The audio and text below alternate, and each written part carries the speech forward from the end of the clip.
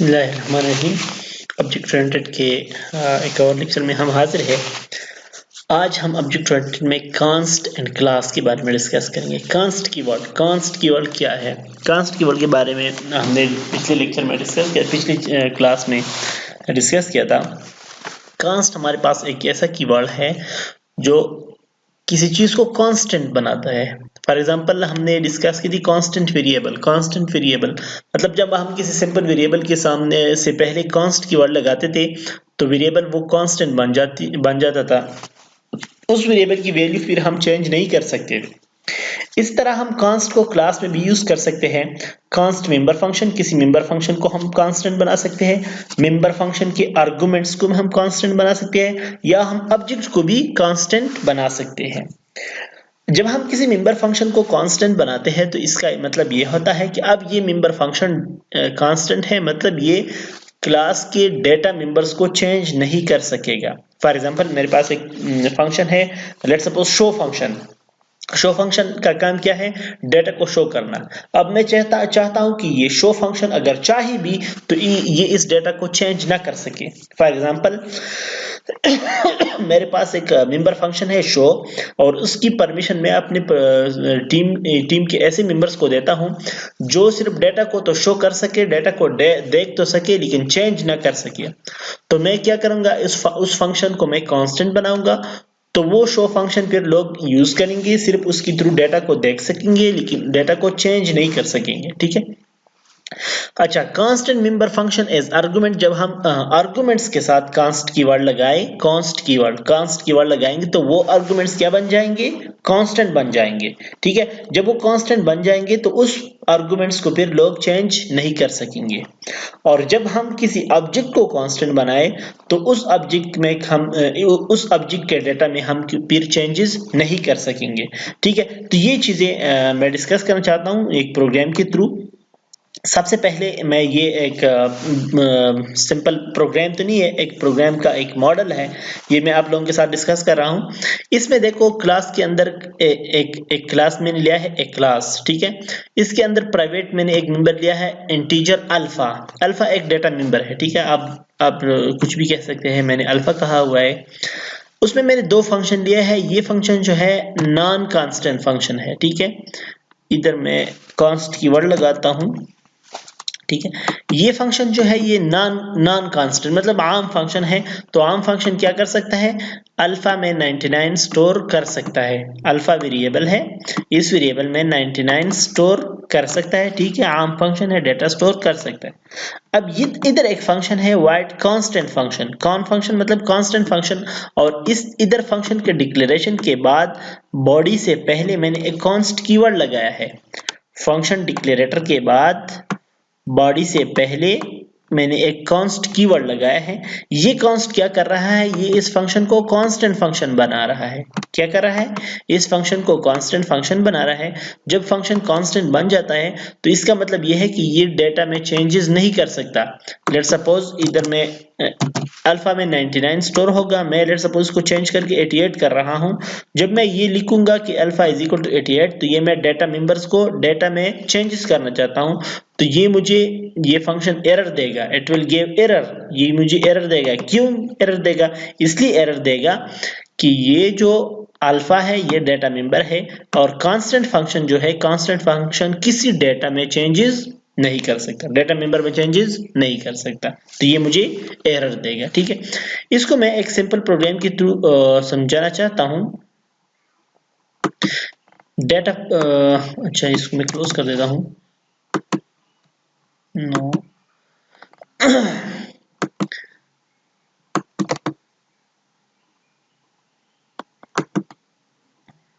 अच्छा, इधर इस प्रोग्राम को मैं क्या करता हूं, इस प्रोग्राम के थ्रू मैं कांस्टेंट को समझाना चाहता हूं। ये डिस्टेंस क्लास है। डिस्टेंस क्लास हम पिछले कई प्रोग्राम से डिस्कस कर रहे हैं। डिस्टेंस क्लास के अंदर हमारे पास दो डेटा मेंबर है, फीट और इंचेस। अब हमारे पास ये कंस्ट्रक्टर है। कंस्ट्रक्टर क्या कर रहा है? फीट में 0 स्टोर कर रहा है, इंचेस में 0 स्टोर कर रहा है। ये जो है ये कौन सा वाला कंस्ट्रक्टर है? No argument constructor. इधर एक और कंस्ट्रक्टर भी हमने लिया है, आर्गुमेंटेड कंस्ट्रक्टर। इधर हम फीट पास करेंगे और इंचेस पास करेंगे, तो वो फीट और इंचेस में क्या होंगे? स्टोर हो जाएंगे, जो वैल्यूज हम पास करेंगे वो इधर स्टोर होंगे।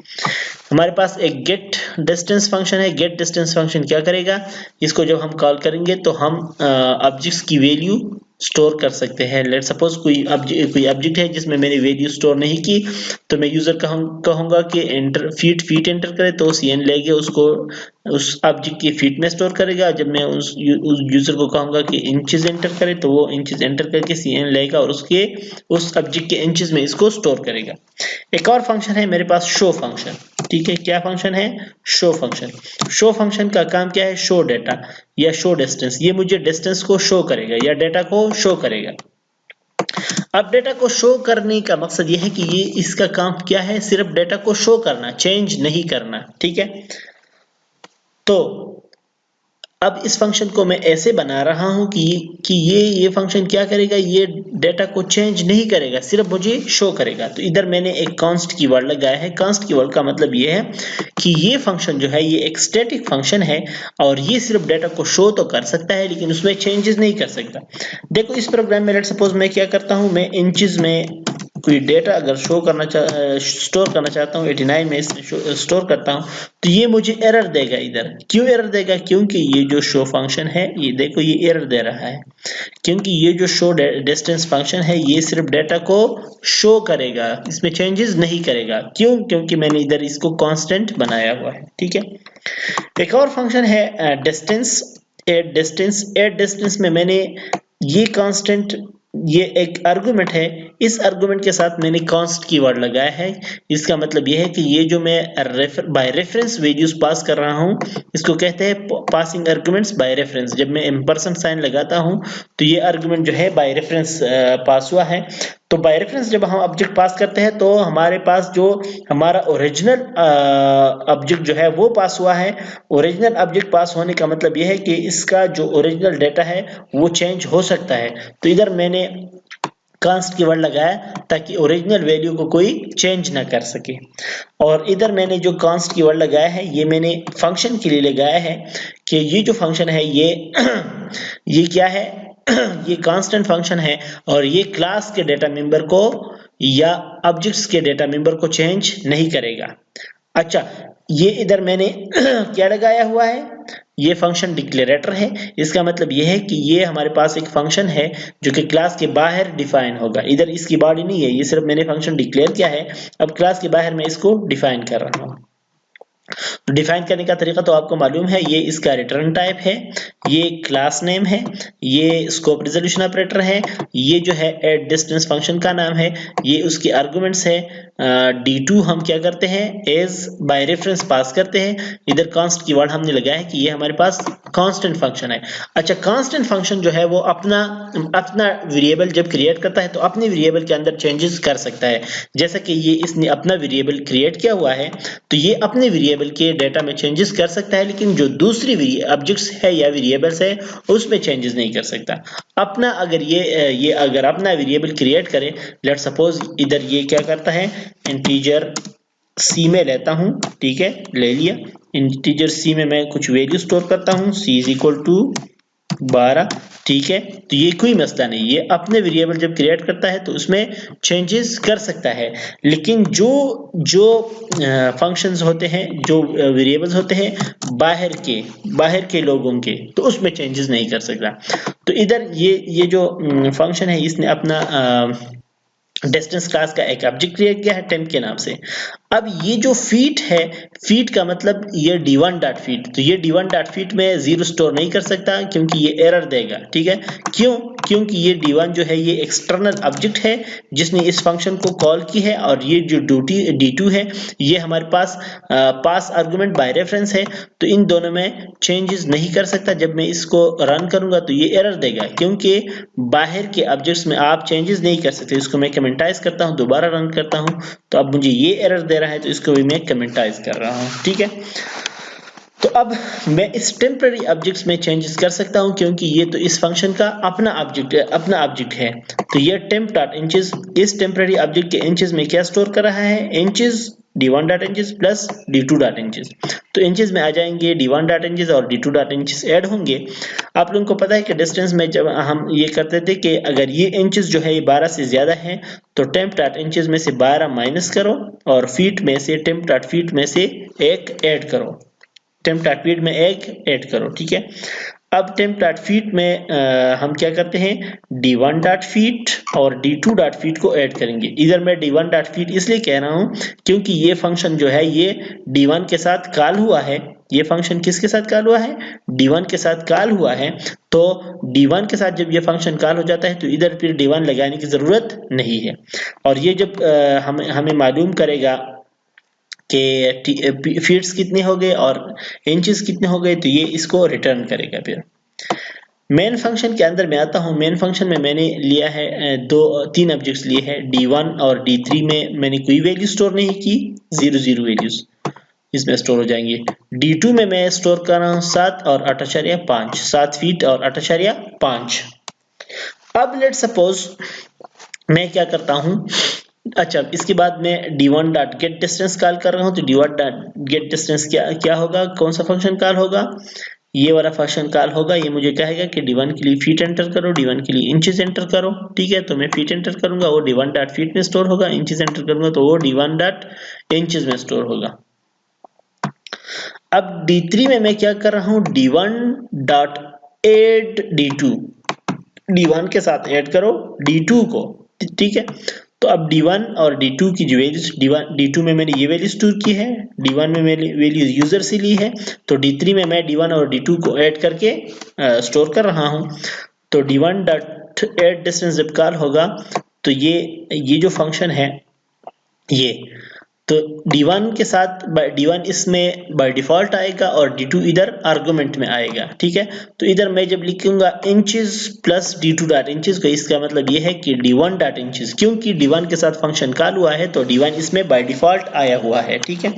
तो d1 dot inches plus d2 dot inches, और जब मैं इधर लिखता हूं feet dot feet plus d2 dot feet, तो इसका मतलब ये है कि d1 dot feet plus d2, क्योंकि फंक्शन जो है वो d1 के साथ कॉल हुआ है, ठीक है।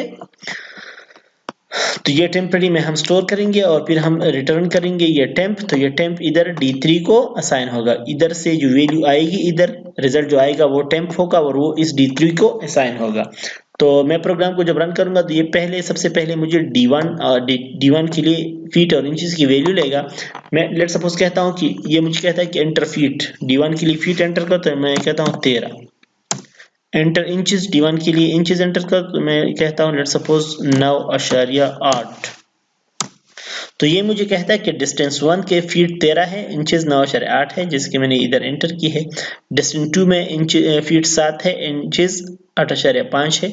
डिस्टेंस 3 में फीट 21 है, 7 और 13 20, इधर ये तो 20 आता है, 21 इसलिए रखा है। 9.8 जमा 8.5, 9 और 8 17 और 5 और 13 मतलब 18, 9 और 8 17 मतलब 18। तो ये 18 इंचेस जो है वो 12 से ज्यादा है। तो हम क्या करेंगे, फीट के साथ एक जमा करेंगे तो ये 20 से 21 हो जाएगा और इंचेस में से 12 माइनस करेंगे तो 18 से इंचेस 6 हो जाएंगे, क्योंकि एक फीट में 12 इंचेस होते हैं। ये तो आप लोगों को पता होना चाहिए, ठीक है। तो इस तरह ये प्रोग्राम हमें काम करता है। तो आप लोगों को मैं समझाना चाह रहा था कांस्ट को। जो कांस्ट जो मेंबर फंक्शन के साथ हम लगाते हैं तो वो मेंबर फंक्शन फिर डाटा में चेंजेस नहीं कर सकता। इधर डिस्टेंस के साथ हमने लगाया क्योंकि ये जो डाटा मेंबर है आर्गुमेंट में हम इस रेफरेंस पास कर रहे हैं, और रेफरेंस में क्या होता है कि ओरिजिनल वो ऑब्जेक्ट जाता है, ओरिजिनल ऑब्जेक्ट में फिर हम चाहते हैं कि चेंजेस कोई ना कर सके। तो कांस्ट हमने समझा दिया फंक्शन के साथ, कांस्ट हमने समझा दिया आर्गुमेंट के साथ। अब कांस्ट को हम समझना चाह रहे हैं ऑब्जेक्ट के साथ। मैं किसी ऑब्जेक्ट को भी कांस्टेंट बना सकता हूं। लेट सपोज मैं चाहता हूं कि d4 में डिस्टेंस क्लास का एक ऑब्जेक्ट बनाऊं, d4, ठीक है। और इस d4 में मैं कुछ वैल्यूज स्टोर करूं। लेट सपोज मैं कहता हूं 55 फीट, या लेट सपोज 300 फीट और 0 इंचेस, ठीक है। ये मैंने फुटबॉल के ग्राउंड का वो बता दिया, वो 300 फीट होता है, ठीक है। अब मैं चाहता हूं कि फुटबॉल की ग्राउंड का वो तो इंटरनेशनली 300 फीट होता है, कोई इसको चेंज न करे, तो मैं इधर इसके साथ कॉन्स्ट लगाता हूं। ठीक है, तो अब मैंने इस ऑब्जेक्ट को कांस्टेंट कर दिया कि जो d4 है ये हमारे पास कांस्टेंट है। ठीक है, मैं इसको शो भी करना चाहता हूं। Let's suppose control C, control V, d4 equal to d4 dot show. d4 की वैल्यू मैंने कांस्टेंट की है, कोई इसको चेंज नहीं कर सकेगा। ठीक है, कोई इसको चेंज नहीं कर सकेगा, अलबत्ता कोई इसको मतलब व्यू कर सकता है। ठीक है, अच्छा, मैं जब इस प्रोग्राम को रन करूंगा तो आप देख सकते हैं ये मुझे पुराना वाला प्रोग्राम में 44 और 5.23, तो ये देखो ये मुझे डिस्टेंस d4 शो कर रहा है 300। जब मैं चाहता हूं कि इसमें मैं कुछ चेंजेस कर सकूं, जब मैं इसके साथ अच्छा ऑब्जेक्ट को जब मैं कांस्ट बनाता हूं तो इसके साथ फिर मैं सिर्फ कांस्टेंट फंक्शन को कॉल कर सकता हूं। लेट सपोज मैं इस d4 के साथ कौन सा फंक्शन कॉल करता हूं, dot get distance. Get distance जब मैं कॉल करता हूं तो ये मुझे कहेगा कि d4 जो है इसकी वैल्यू आप चेंज नहीं कर सकते, इसके साथ आप सिर्फ कांस्टेंट फंक्शन कॉल करते हैं ताकि वैल्यू को शो कर सके, लेकिन इसके साथ आप चेंजेस नहीं कर सकते। तब जब मैं ये प्रोग्राम को रन करूंगा तो ये मुझे एरर देगा। देखो इधर एरर दे रहा है क्योंकि जो d4 है ये मैंने कांस्टेंट लिया है, इसके साथ कांस्टेंट लेने के बाद इसके साथ मैं सिर्फ कांस्टेंट फंक्शन को कॉल कर सकता हूं। देखो मैंने ये शो डिस्टेंस मेरे पास कांस्टेंट फंक्शन है वो मैं कॉल कर सकता हूं, वो कोई एरर नहीं दे रहा, लेकिन जो गेट डिस्टेंस है ये एरर दे रहा है क्योंकि जो मेरे पास ये है, ये d4 जो है मेरे पास ये कांस्टेंट ऑब्जेक्ट है, इसमें मैं चेंजेस नहीं कर सकता। गेट डिस्टेंस क्या कर रहा है, गेट डिस्टेंस तो चेंजेस कर रहा है फीट और इंचेस में। ठीक है, तो ये मैं इसके साथ कॉल नहीं कर सकता दोबारा। देखो ये शो डिस्टेंस जो है ये d4 डॉट शो डिस्टेंस, इधर मैं आप लोगों को बताता हूँ। मैं इधर लेट सपोज शो डिस्टेंस को कॉल कर रहा हूँ तो ये कोई एरर नहीं देगा क्योंकि ये जो है ये मेरे पास क्या है, ये मेरे पास है ये जो शो डिस्टेंस जो है ये कांस्टेंट फंक्शन है और कांस्टेंट फंक्शन को मैं d4 के साथ कॉल कर सकता हूं। ठीक है,